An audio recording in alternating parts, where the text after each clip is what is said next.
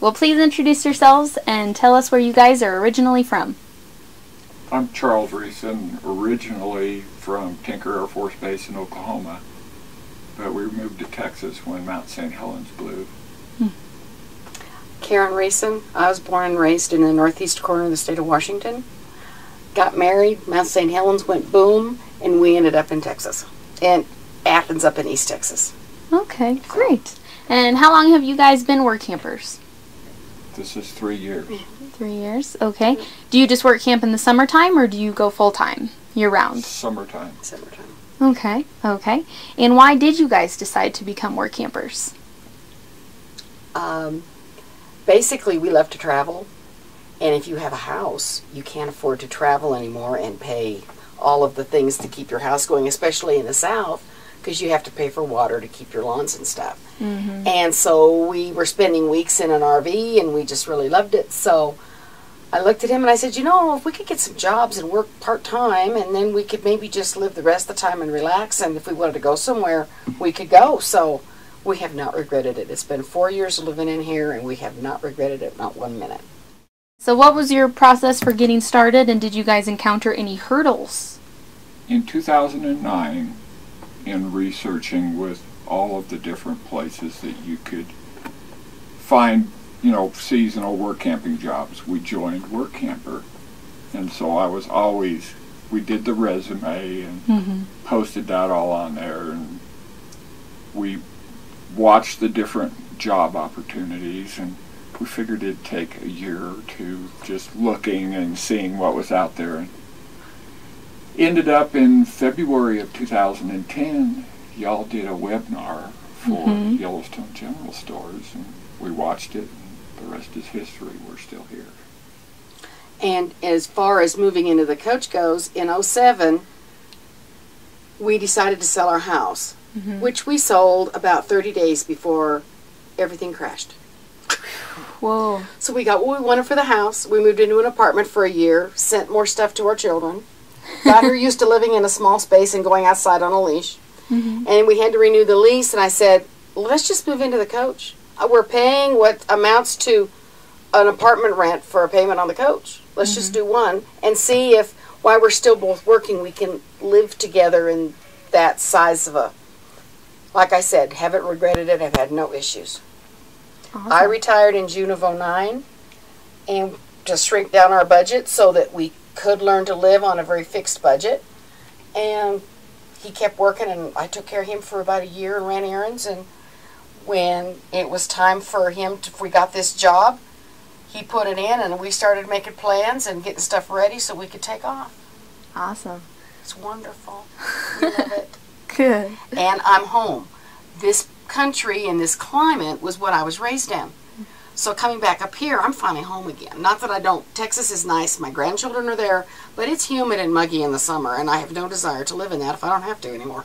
Sure, absolutely. Yeah. Okay. And what did your family and friends think about you guys becoming full-time RVers? Some of them are envious, and of course our oldest child thought we had lost our mind. You sold your house, quit your jobs, and moved into a bus. Yep. But they've come around, seeing how happy you guys are, and Well, and we've had friends actually now come up to the park and visit us. You know, they want to know how come we came back that we keep coming back, that this is our 3rd year, and when we go back home, we're always talking about the fun, the environment, the work, and everything, and they're going, oh, we got to go see this. And then they see the stores, and they see what's actually in the park, and they go, wow, we didn't know that there was this much stuff here. This is really nice. Well, one couple actually came to visit, and you guys will be visiting with them in a little while. oh, Because they came up last summer, and then they applied. awesome. So that's pretty cool. Yeah, pretty. We did a good job. Pretty easy to fall in love with the place. Yeah, Definitely. It really is. It Sure. really is. All right. Well, we're here in your home on wheels.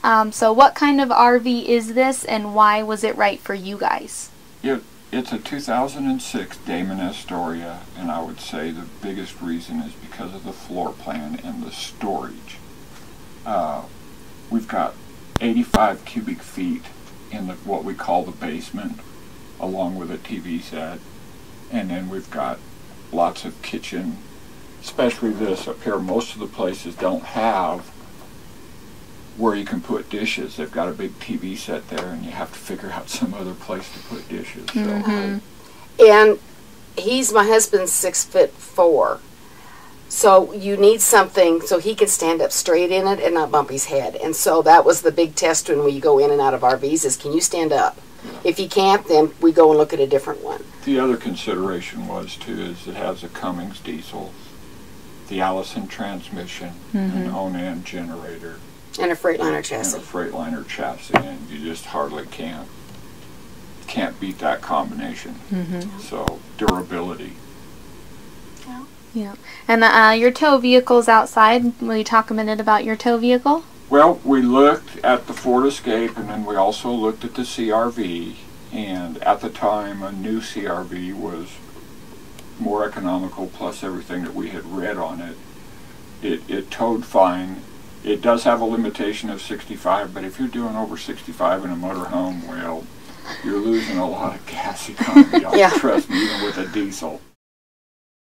So in addition to your position that you've done here at Yellowstone General Stores, have you done any other type of work camping positions? No, we just fell in love with this, and this is what we want to do. Yeah. We'll stay.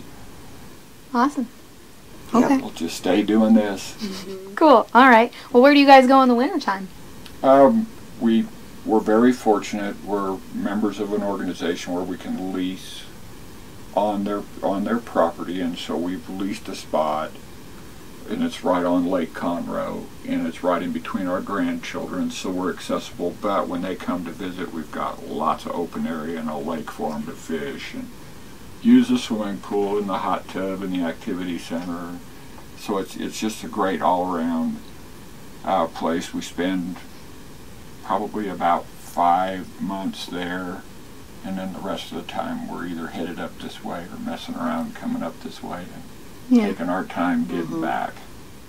Okay, great. Alrighty. And what do you guys like the most about being work campers? I like the diversity of people in the environment that we get to work with consistently. The way that it's set up and the ease in which you can just blend right into the environment and work and function has been nice. The people have been great. People that we work for are super. They support us very well as far as information and what you need to have. So it's a great deal all the way around. Yeah, I would say the people, we have made some fast friends from North Carolina, from Florida. We still Facebook chat with the international students from last year. And so we still exchange. In fact, we got a lot of Christmas cards from them this past year. So cool. It is just so cool. You meet the neatest people working in the store. This is a very international client that comes through Yellowstone National Park. I can probably name 7, 8 different countries where people have come in, and you're looking at passports, you're looking at a driver's license, you're trying to figure things out. But they're all wonderful, they're all having a good time, and they're all asking for information, and they're just so fun. They're just fun. Sure. Is there anything that you guys don't like about work camping, or your least favorite aspect? If any. I don't think there is. I mean, sometimes the schedule or something, or different things that happen, power outages or stuff like that, is a little bit of a challenge. Probably the biggest thing is if you're an RVer, your expectations of where you're going to be able to place your RV and what kind of accommodations that are there and what you should have with you whenever you get ready to set up like an extension for your power cord or your sewer line and water hoses, and just being prepared for the different things with what information that you have. Sure. Yeah. Negative? I can't really think of one. I really can't. Sure. if I could work around full time up here, I would, but I really do need to go back home in the wintertime, so. Sure. I'm kind of allergic to snow. Don't want to shovel it anymore. I spent my life doing that. Don't need to do it again. Mm-hmm. Understandable. But, there's not a lot of negatives, at least for working here. Now, I mean, I've had other people talk about work camping, and they've had negative experiences. Sure. We haven't had any, so. Mm-hmm. Mm-hmm. Or even just in general as a full-time RVer, if there's any challenges that you've found. Watch where you park, because squirrels and chipmunks really like air hoses. Oh. And ours got chewed up last year, and the park limits, the national park limits who can come in. So $1,900 later, we got it fixed so we could leave because we couldn't air up last year. So watch where you park and use things to deter little critters that want to get up into your parts of your vehicle. That's good advice, especially for the Yellowstone area. Well, where you never know. And we had some other people that in another area they're having a problem with field mice getting into their coaches. So when you're in a motor coach, that would be one piece of advice: is bring mothballs, bring something to help deter little creatures from your house, because they're out here. Yeah. And you can't kill them. Right. They're protected. Yeah. Okay, well, in thinking about your full-time RV lifestyle, what other resources do you guys utilize? I mean, obviously it sounds like you're members of Work Camper News, but do you also utilize Escapees or Good Sam's or any other memberships we do the Good Sam's, but because we have like our emergency road service with them, and then we also have the continued service plan with them. And we looked at Escapees. In fact, we even drove up, but it just wasn't what we were really.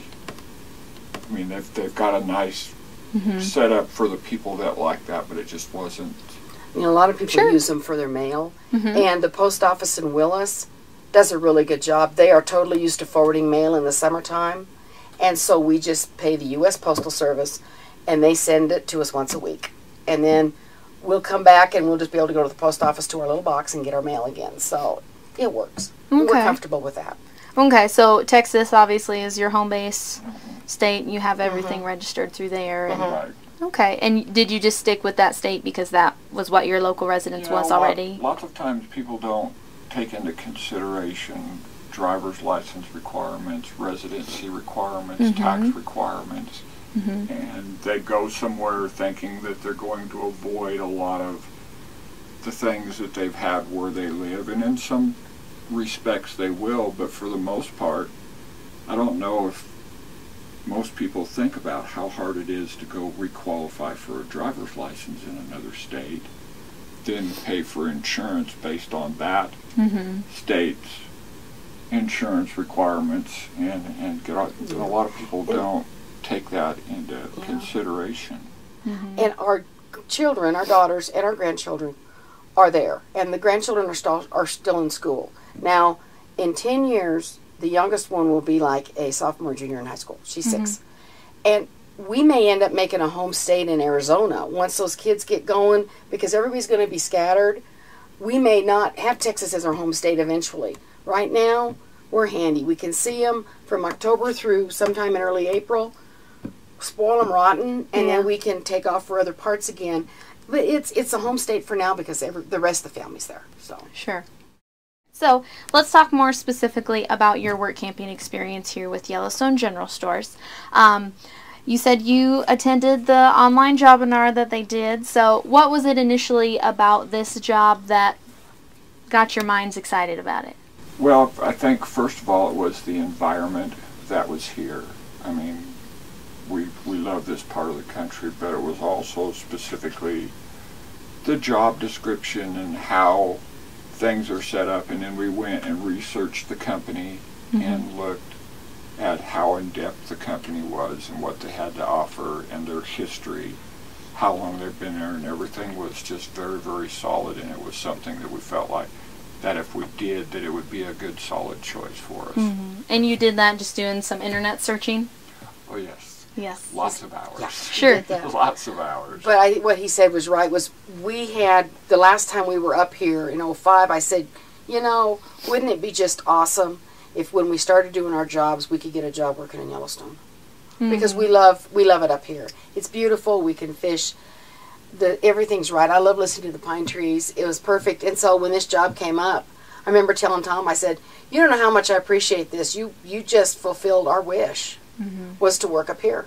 We are a day's drive from his mom in Spokane up here. Oh, great. So we can, if we have to, from here we can get to Spokane to see his family. So it works. Okay. And what are some of the favorite aspects of this job? I know you've mentioned the diversity of the people here and meeting them, but if you just want to expand on that or any other things that you like about it. I think the biggest thing that I like about it is the opportunities that you get to be involved with as you're working with the different challenges within the store, things that come up, like when the power goes out or something, breaks down. And the support is usually very, very good and quick. You just call it, contact it, and get it going. But, I mean, you run into those, and those are some of the things that are really nice. A lot of places you don't have that. Mm-hmm. You don't have that support or that access to get the help. Mm-hmm. And that's you're speaking of from upper management, right, things like that. Right. Awesome. Any more to add? For me, it's helping. You get somebody who their child is about 6 or 7, and they have saved their money, and they're in Yellowstone National Park, and they're buying something for their mommy. And they have all their quarters, dimes, nickels, and pennies. And I'm having to count $40 worth of dimes, nickels, pennies, and quarters, and a dollar bill or two.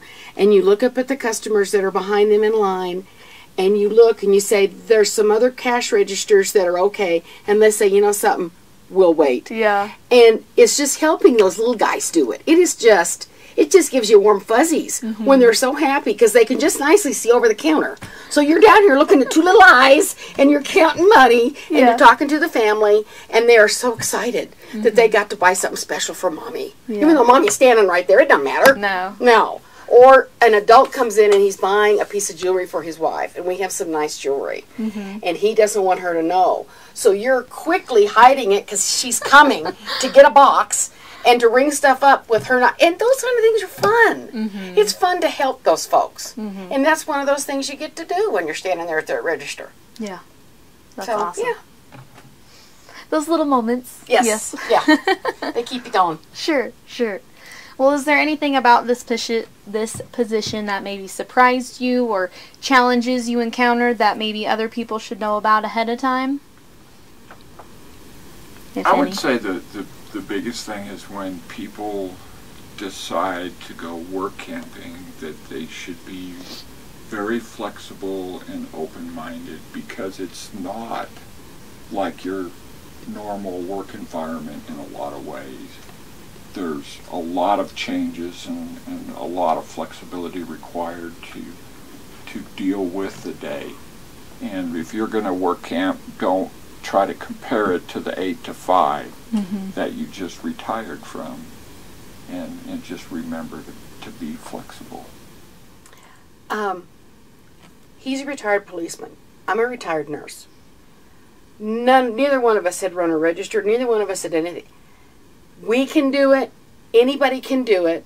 Just know that read the contract, because in there it's going to, if it says you have to be able to be on your feet for 8 hours, you're going to be standing up. They're not going to supply you with a stool. And if it says you're going to need to pick up boxes, practice picking up that weight to see if you can safely do it, because you're going to get to. And know one other thing. You're going to be between 6,000 and 8,000 feet above sea level.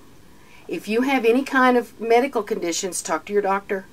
We've had people come up here and they can't breathe, and they're having to leave. Yeah. They're not going to hire somebody else because this is temporary, so then you're short people because you couldn't handle the elevation. It's not a big deal. Just check with the doctor. Say, I'm going to be working at 6,500 feet this summer. Is that going to be okay? Or I'm going to be working at almost 8,000 feet. Yeah. And if the doctor says you better not, then don't. But do that before you come up here, because you're going to be disappointed. The store's going to be disappointed. And it's just going to be awkward for everybody because you're just loving it and you can't. And then your heart's broken too. So that's just something that we've learned with over the years for different people we've worked with. You guys are here at the Grant Village location, and would you mind sharing a little more specifically about what your daily duties are while you're working? As the floor supervisor, we have 9 cash registers in the store. 3 are in the fountain, 2 are in grocery, and then the rest of them are out on the sales floor. We generally have anywhere from 5 to 7 associates on those registers, and as a floor supervisor, we support those associates, making sure that they have the proper change if they need, or if the credit card machine has a challenge, or even the Retail Pro machine has a challenge, we fix those.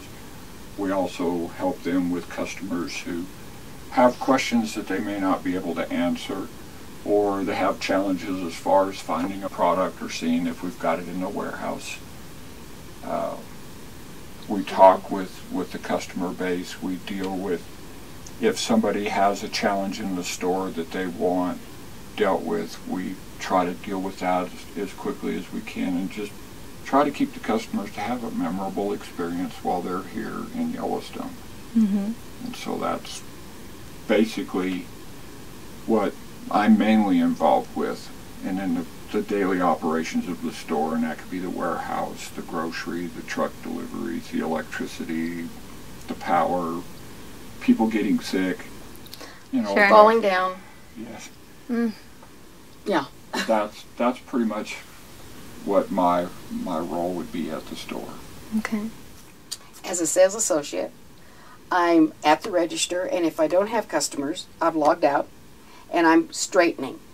The sales associate always has 2 jobs. You're either checking somebody out or you're making sure that the floor looks good. Zippers are zipped. Everything's in the right order. For gift, they're wanting to make sure that everything looks neat and tidy. In grocery, you're running back and restocking something. So you're either stocking, fluffing, or checking somebody out. Mm-hmm.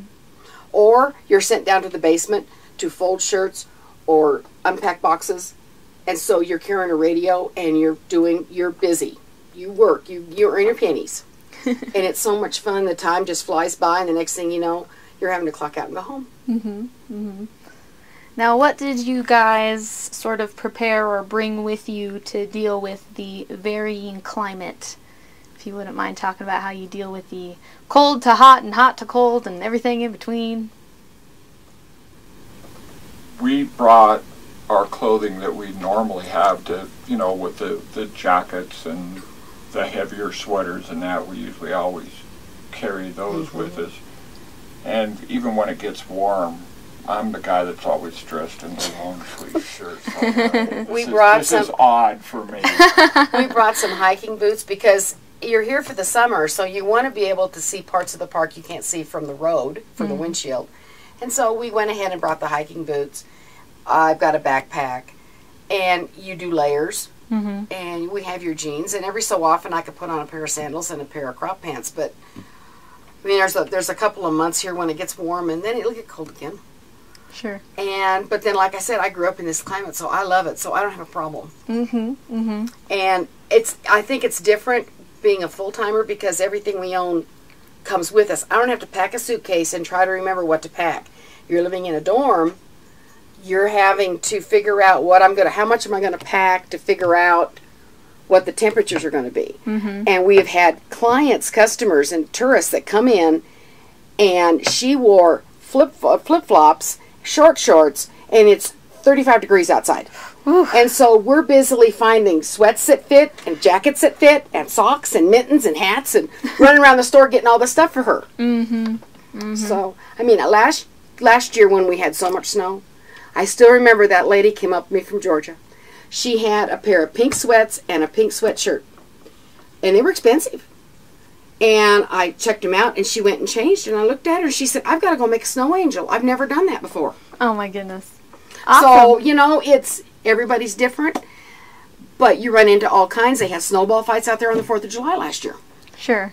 So, it's fun, and you just never know. So, we're lucky. Everything we own comes with us. Mm-hmm. So I don't have to, Yeah. we don't have to hunt for what I'm going to pack. I've had friends that come that lived in the dorm, and they pack in the big clear containers. They have all their stuff here, and then they just carry the containers upstairs and unpack for the summer. Mm-hmm. So they have a harder issue than we do. Sure. Yeah. And did you do anything special with your RV to prepare for any kind of snowfall, or bring extra heaters, or? We do have auxiliary electric heaters that we keep in. We're very fortunate because we have a motorhome that the propane company delivers Okay. to the coach, and they'll fill it up. And they generally do that every 2 weeks. And so you can manage that. If for some reason that gets a little bit tight, then you can just roll over to electric heat and just use that till, you know, you could get that done. As far as anything else, everything that we've done here is just normal maintenance, making sure the antifreeze, the oil, everything is changed. So okay, we have some insulator hoses, the insulator things that we put around our water hose, and we have a blanket that we put over the pipe, so when it's in the 20s, and we'll set a drip, and then we're fine. Okay. We've gotten used to that, so. Awesome. Okay. Is there anything that you have learned here work camping with Yellowstone General Stores that you'll now be able to take out and new skills or things that maybe you've learned that would be good for future experiences? I would say that probably with the diversity of the people is learning how to handle situations very differently and a lot more effectively, just because of the environment that you're in and how short of a time that you have with that individual. And that's important. It's really important. Absolutely. You know, he really said it best on that one, so I don't have anything to add on that one. He covered it quite well. Sure, sure. What is the community like here? I know Yellowstone General Stores has multiple locations throughout the park, and you guys have a spot here in the employee campground. So what's the community like with your fellow work campers as well as the other employees that are working with you? One of the things that you'll find in all 3 years that we've been up here with the RV community as well as the people in the dorm, if somebody needs something or somebody needs help, it doesn't take but just a couple of minutes, especially with the RV. If I have an extra hose or I have extensions for the sewer or extensions for power, I mean, it's just like we spent probably 3.5 hours the night that people started showing up, getting everybody hooked up and getting them all settled, and other RVers were out there helping them, getting everything leveled up, backed in and unhooked, and we got it done, and we talked to each other. We have some individuals here that are in an RV that have no car, and we go by and pick them up. We'll bring them home at night. And the same with people in the dorm. If the weather's cold or inclement, there's always 2 or 3 that have driven cars, and we've had as many as 5 in our back seat in the CRV getting them back to the dorm. Swear to God. We were packed in like sardines in a can, but it was like 10 o'clock at night, and the elk were starting to get real antsy, and there'd been a bear around, and so we just packed them all in the car and drove up, and they all spilled out, said thank you. We all laughed because they were the young international students, and they're very flexible, so they bend well. But yeah, that, you know, you help each other. The dorm, we can go over there, work on puzzles, watch TV. They had a football pool the other day, so everybody's included. And I got to tell you, we've had some wonderful, of course, Christmas Eve in the park. You get Christmas in the park every summer. And the 24th, that night, we had just a fabulous party for everybody. We had all kinds of wonderful food and entertainment, and it was just a blast. And everybody just kept talking about it. So, yeah, we're just a big family while we're here. And I will tell you, we got back, and some of the people started showing up from last year, and they looked at me and they said, thank God we're home. And everybody got hugs. So, yeah, it's family. That's awesome. The best way to say it. We're family.